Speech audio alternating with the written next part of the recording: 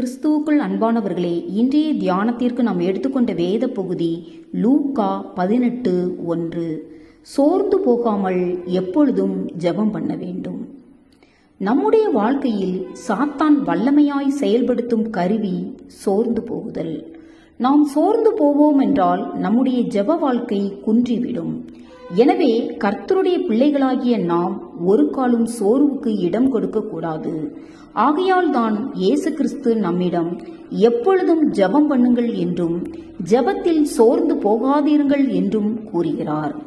நம்முடைய ஆவிக்குரிய சத்துருவுக்கு விரோதமாக தேவன் நம்மை பலப்படுத்த வேண்டும் என்றும் மாம்சத்தின் இச்சைகளிலிருந்து தேவன் நம்மை விலக்கி காத்துக்கொள்ள வேண்டும் என்றும் நாம் இடைவிடாமல் ஜெபிக்க வேண்டும்.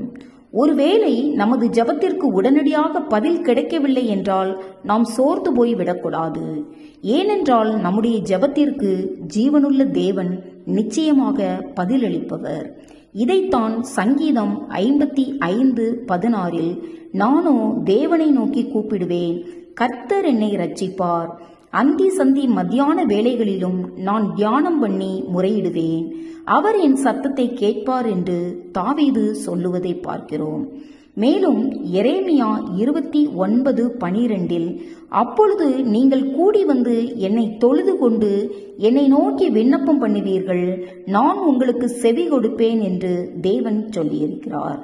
1 தெசலோனிக்கேயர் 5:17 இடைவிடாமல் ஜெபம் பண்ணுங்கள் என்றும், ரோமர் 12:12 நம்பிக்கையிலே சந்தோஷமாயிருங்கள், உபத்திரவத்திலே பொறுமையாயிருங்கள், ஜெபத்திலே உறுதியாய் தரித்திருங்கள் என்றும் பவுல் சொல்லுகிறார்.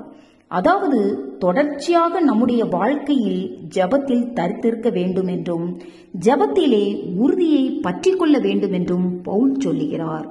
எனக்கு அன்பானவர்களே, நம்முடைய வாழ்க்கையில் சந்தேகம், பயம், அவ்விசுவாசம், மனத்தளர்ச்சி ஆகியவற்றிற்கு இடம் கொடுத்து ஜீவனுள்ள தேவனோடு கொண்டிருக்கும் ஜெப ஐக்கியத்தில் ஒரு காலும் நாம் பின்வாங்காதபடிக்கு ஜெபத்தில் சோர்ந்து போகாமல் எப்பொழுதும் ஜெபம் பண்ண தேவன் தாமே நம் ஒவ்வொருவருக்கும் கிருபை புரிவாராக.